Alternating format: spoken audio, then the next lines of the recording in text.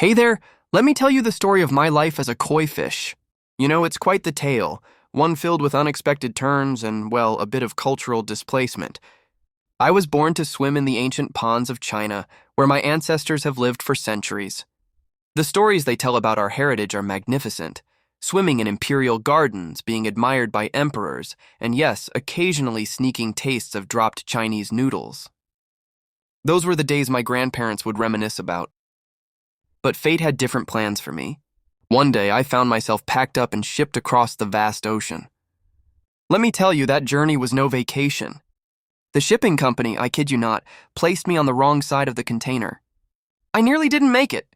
Talk about a fish out of water experience, quite literally. Now here I am living in an American pond. Don't get me wrong, my owner is fine. He takes good care of me, keeps my water clean, and feeds me regularly. But oh, the food, generic fish pellets day in and day out. If only he knew how much I missed those Chinese noodles that would occasionally float in my ancestral waters. You know what's particularly frustrating? I have so much to say.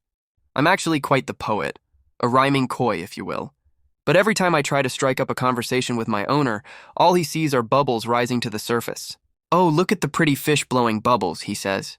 If only he knew I was trying to recite an epic poem about the journey of my life. Sometimes I watch him from beneath the surface, contemplating the irony of my situation. Here I am, a fish with the soul of a poet, the heritage of an emperor's companion, stuck in a suburban American pond, unable to share my thoughts with anyone except you right now.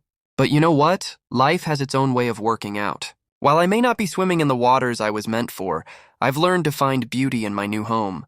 The children who visit and tap on the pond's edge, the way the sunrise looks through the American waters, and even those bland fish pellets, they've all become part of my story. So here I am, your friendly neighborhood koi, making the best of my cross-cultural adventure. And who knows, maybe one day my owner will drop some Chinese noodles in my pond. A fish can dream, can't he?